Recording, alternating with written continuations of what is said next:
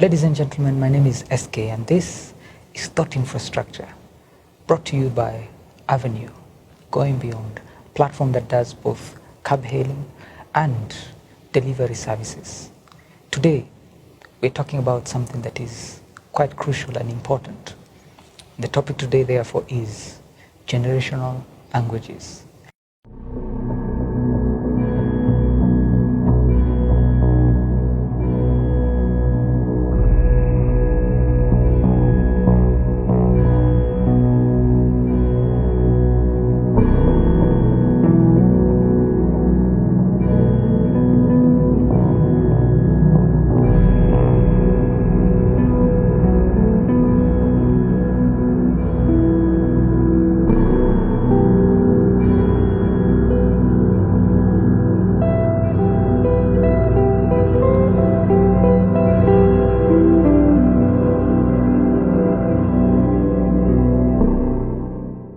Different generations exist, but the thing is, they don't speak the same language. And that is a challenge because they say communication is not communication unless you're understood. But how is it that you get understood unless the person you're talking to speaks the same language as you do? Therefore, we have a big dynamic with us, and we have to cure this dynamic. Otherwise, there will always be a conflict of frequencies between generations, and we have to sort it. And therefore, ladies and gentlemen, allow me to bring us to the thought process of thinking of different generations in our society. I will take this from a global perspective, but I will use an African example. In Africa, different generations have come up with a language, with interests, with priorities, with an obsession, and with a blind spot. All these things run across every generation. And unless we learn this, we will forever keep conflicting with generations. And as much as generations are conflicting, therefore, the passing down of principles, philosophies, laws, and truths becomes impossible because a disconnected generation cannot share values. And therefore, we start this journey from pre-colonial generation. A pre-colonial generation, therefore, is a generation that grew up in Africa, not so ancient Africa, but just the other day Africa. And this Africa is an Africa where the obsession of the day was liberty. And therefore, this generation, all they could speak about, all they could identify with is being free. Free from oppression, free from being colonized by an external oppressor that occupied their land. And therefore, it was important for them to commit their lives to freedom, to commit their lives to the covenant that the best they can give their children is liberty.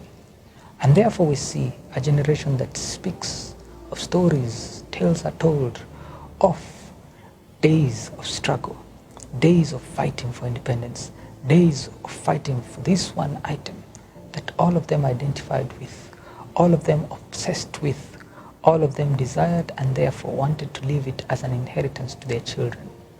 The inheritance of the day, therefore, was clearly and simply freedom. This generation, therefore, came to a point where they realized that in all their essence, the best they can teach is liberty. And when they became free, they realized that they had one weakness. Weakness number one, as much as they wanted this liberty, they just didn't know what to do with it when they get it. And so they got it, and they were not very organized in working it. And therefore they were caught up in the logistics of putting together structures that they didn't pre-think, putting together systems and a way of discipling the coming generation on the same issue. And therefore, unfortunately, just like any other generation, the following generation just didn't get it and didn't care for what the first generation cared for. Their children were now called the PostColonial Generation. PostColonial Generation as well, they're called as Generation X, Generation X had their own desires. Generation X had their own ambitions. Generation X did not care for liberty or freedom or a mandla, as we may say. But Generation X cared for something completely different. To them, the understanding was our parents were bound, and they had the limitation of ownership. They had the limitation of possessing, and therefore their obsession became ownership.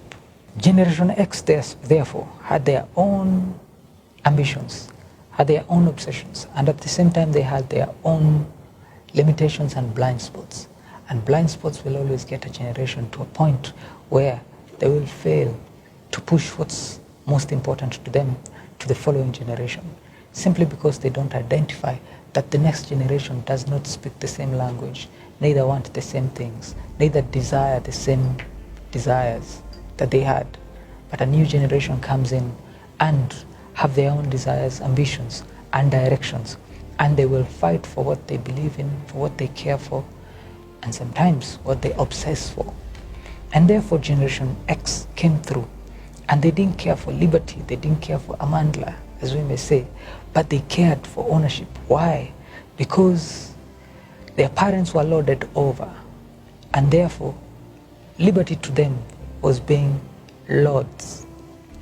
And since there was no one to lord over, they became landlords. And this was an achievement, and this became an obsession. And all they spoke about, to this day, all they speak about is land. They will fight and die for land. They will literally die for land. So, this being the case, we find it interesting that ownership was an element that they cherished, and ownership of land. And therefore, they gave birth to children, and the children they gave birth to were called the Millennials. The Millennials, again, were a whole different kind of animal that didn't care for what their parents cared for, because they never spoke the same language. They had a different frequency, and they wanted something completely different. Their obsessions, their desires, and their pursuit was for other things completely different. And these ones, therefore, they didn't care for ownership, or they don't care for ownership. Therefore, their parents, Generation X's, are trying to tell them to own a piece of land, but they just don't care for it, because their obsession and their language is different. Currently, they are speaking the language of access. What they want is access, not ownership.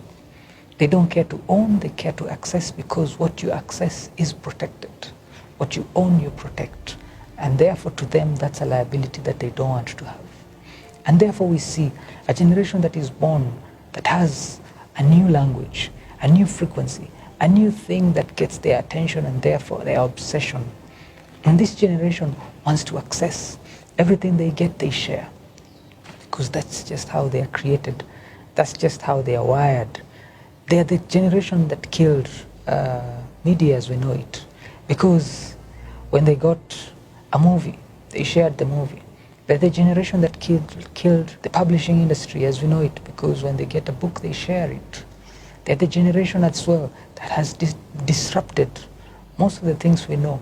They have even disrupted the economy as we know it, because this generation is not coming from a margin-based economy, which was an economy where you get a product, you add a margin, you sell it. That was their parents' thing. This generation has now come to a place where they are now in a zero-margin economy, where you get a product, you give it out for free, because the product is not the item of value, but what you put in the product. I'll take a quick example. Products as TV shows, products as content, used to be sold for a long time as albums, musical albums. But that day is long gone. Now we're in a different element where a musical album is a medium. A TV show is a medium. You don't sell the show, you sell the content in the show. You sell the placement in the show. There's an ad placed inside the show. And therefore, ladies and gentlemen, therefore, the introduction of zero margin economy was born. All of a sudden, everything seems to be free, but is it really free? The truth is, the business of the business is not selling the content, the product, but the business of the business is selling the product in the content. These ones were obsessed with gadgets and fashion. Anything that doesn't have gadgets and fashion, they say millennials will not take 15 seconds to discern that and exit from it. That's a very interesting statistic. And therefore we see that a generation is born that is conflicted with the generation that gave birth to them. And they're not speaking the same language. And therefore Generation X is now leaving inheritance for their children. And their children don't care for the inheritance that is left to them, because their children actually care for something completely different. A research was done of 30 successful men in Kenya, men that have had wealth between $200 million to $500 million. And after they died, all their kids, 100%, went to war against each other. Why? Because they didn't care for the principles that their parents cared for. They cared for something completely different. And the tragedy of the day is that a generation was not able to disciple a new generation that just came in, because what they said is not what the new generation had. And ladies and gentlemen, therefore, we see that now we're at a place where the millennials are now parents, and they've given birth to a new generation called Generation Z.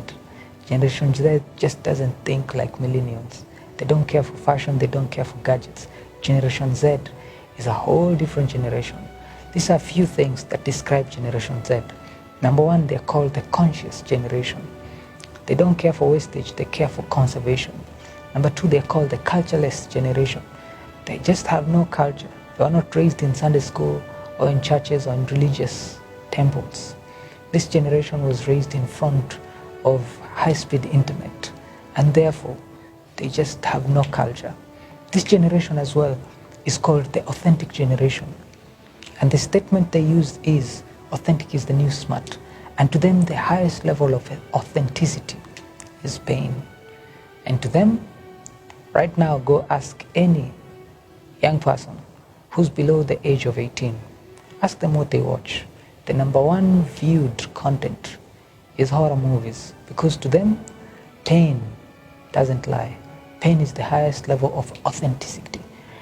They relate to pain, they relate to weakness, they relate to scars. But the millennial fathers or their Generation X fathers or grandparents never speak of weaknesses, never speak of vulnerability.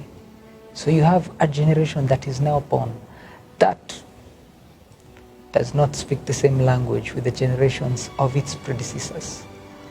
Therefore, ladies and gentlemen, we find ourselves at a place where we have a dynamic. Unless we sort this dynamic, the last generation is always the majority. Currently, as we see that the millennial generation is currently the new CEOs, the new MDs, the new presidents, the new governors. And in governance, therefore, the thing about governance is that the leading or governing population or generation is not necessarily the smartest generation, but is the majority. Millennials are currently in power purely because they are the majority. A day is coming, and that day is soon, when the Generation Zs will be the majority, and that generation therefore will govern us. But think of it, of a generation that will govern us that has not been discipled, because they are cultureless generation. Think of it that, just like in the Bible, a generation was born that never knew Joseph.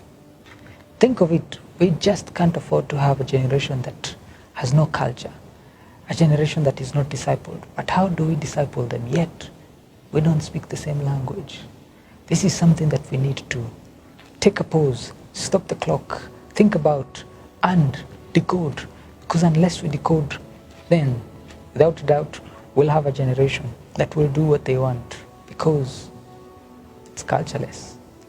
What do we know about cultureless? We know nothing about cultureless. Probably cultureless is getting their parents on top of a truck when they are nagging and when they are frustrating them, and basically just spilling them into a river.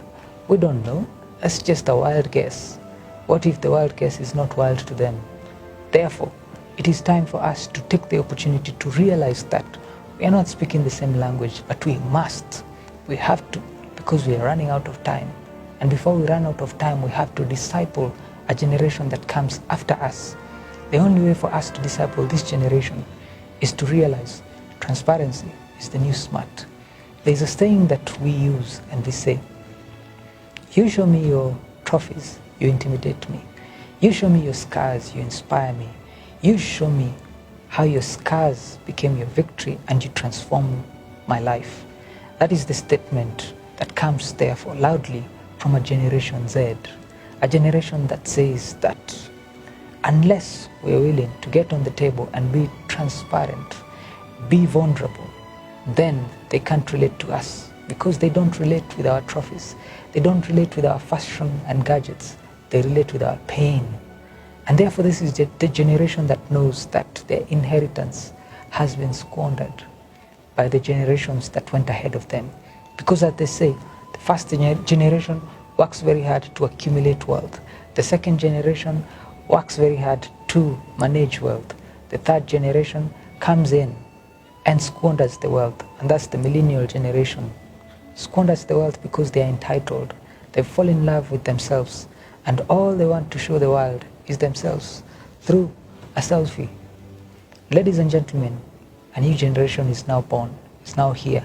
A generation that is focused, a generation that is authentic, a generation that is called the conscious generation. They are conscious of the wastage that the previous generations have caused. They are conscious that we are plastic and they can see our plastic from a distance. And now they are rising in population, in knowledge, in numbers, in age, and in stature. A day is coming when they will run things. The question is, what have we left in them? Inheritance, therefore, is not what we leave for our children, but what we leave in our children. My name is SK. What will you do? This is Thought Infrastructure, brought to you by Avenue, a platform that does cab hailing and delivery services, a subsidiary of Gold Avenue Africa. Thank you very much. Think about this, and I'll see you on the next one.